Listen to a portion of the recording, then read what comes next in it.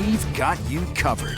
This is 19 News at 5. The FDA proposes a change to nutrition labels on packaged foods. Governor Evers in town to promote his new violence prevention office. And Wisconsin loses an icon that transcended sports. Thanks for joining us. I'm Heather Armstrong. Well, tonight, people across our state and country are mourning the death of longtime Brewers broadcaster Bob Uecker. 19 News Sports Director Scott Emmerich joins us now to tell us more about his life and legacy.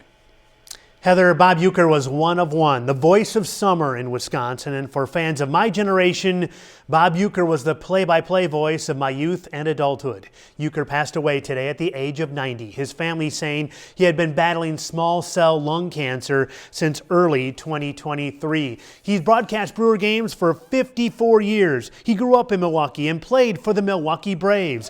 Uecker is a Wisconsin original, but also known nationwide as Mr. Baseball. He was Mr. Belvedere on television and a pitchman for Miller Lite, among other things. Uecker was a comedian, a great storyteller, and even a frequent guest host on the Johnny Carson Show. But most of all, he'll be known as a Hall of Fame broadcaster. 0-1 pitch. Swings, and there it is! A base hit into right center. He's done it. 3,000 for Robin. Get up! Get up! Get out of here! Gone for Luke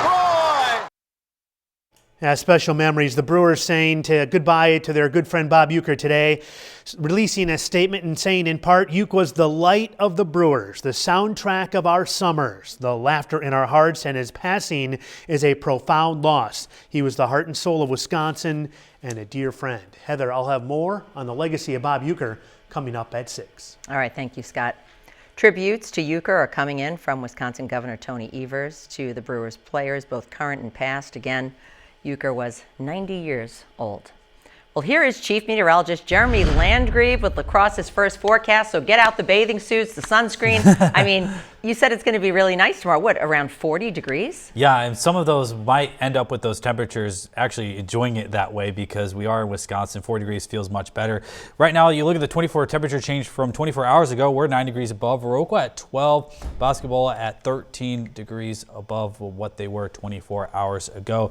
It might not feel like it, though, at some parts because of these winds. It does feel like 25 degrees at 32 with clear skies, so we will have a nice sunset. Those winds playing a part between about 5 to 15 miles an hour throughout the day today. And we're going to see that for tonight as well as it cool down to about 26 degrees, but warming up to the 40s for tomorrow's high temperature, well above average. And you're going to really want to enjoy that because after tomorrow, we're going to start getting quite cold. I'll more on that in 15 minutes.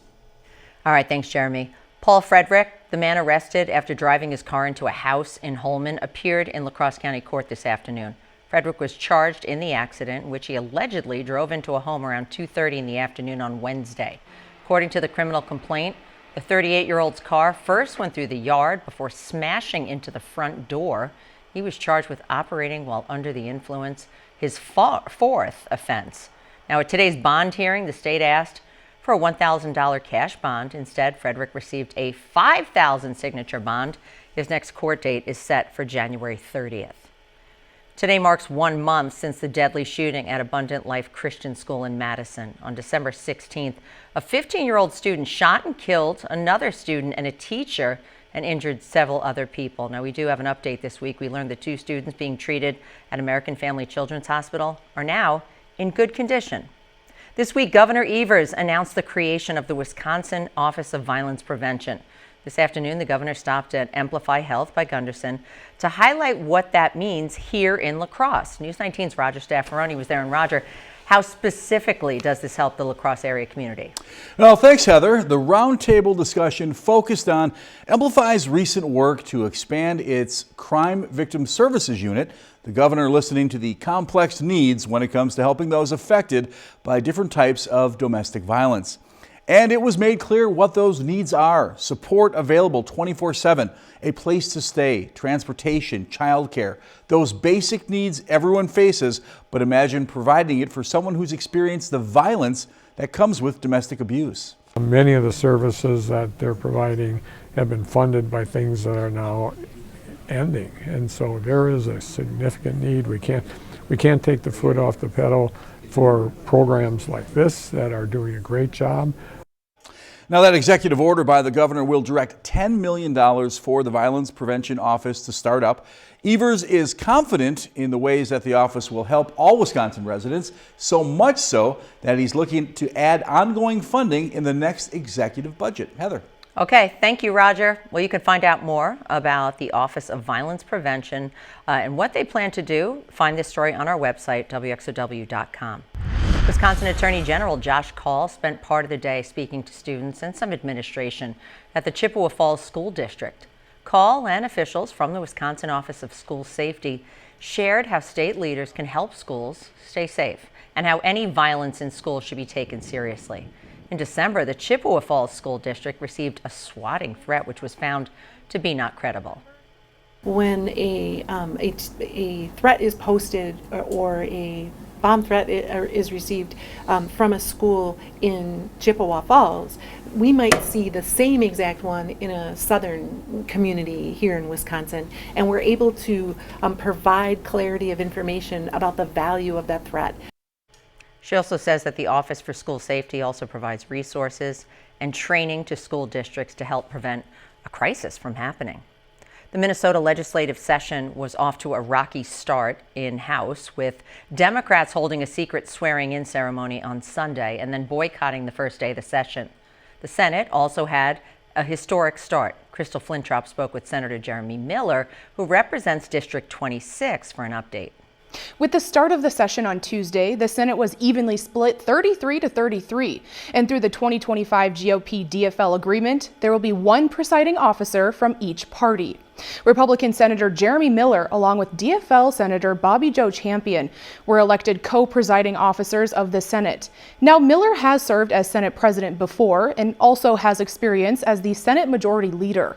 Miller shares with 19 News that he doesn't support what is happening in the House, but will focus on collaboration in the Senate and his priorities. There's a pretty large budget deficit looming here in the not too distant future. When you have massive spending increases that are unsustainable, it results in a budget that's unsustainable, and now we're seeing the results of that. Senator Miller also tells me another priority of his is expanding the newborn screening list in Minnesota to include MLD. It's a genetic disorder passed down through generations.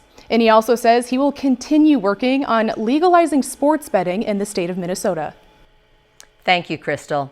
In addition, Senator Miller will serve as a member of the Rules, Capital Investment, Education Policy, and Taxes committees. Well, the Food and Drug Administration is proposing a change to nutrition labels on packaged foods. As it stands, food labels are on the back of packages. The FDA wants to put those on the front. A local expert says that labels on the front of the packages would encourage people to make healthier decisions, and it might give them a better understanding of what could be healthier. But whether food labels are in the front or the back, it's important to consider the contents of what we're eating.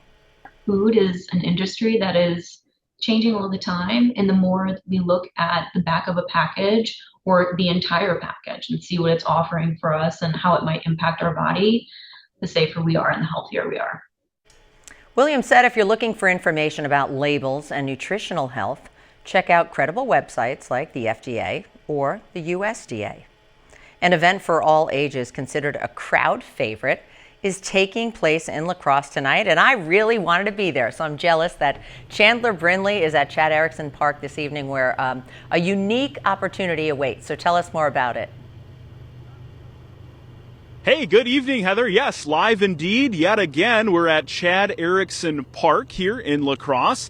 And Aura Trails is putting on a little bit of a get-together, if you will, this evening. They're calling it a candlelight walk. And to tell us a little bit more about it, we have a representative of Aura. I have Willow with me this evening. Good evening, Willow. Good evening. Hello. So tell me a little bit about kind of how this got started. Yeah, well, I mean, it's sometimes hard to get outside when it's so cold out, so this kind of came to us as a fun way to get more people outside and enjoying the weather as it is. So Absolutely. Tell me a little bit about what you hope. We have a number of people in attendance here already, and you just kind of got started underway. What do you hope a lot of families in attendance, they take away from this evening? Yeah.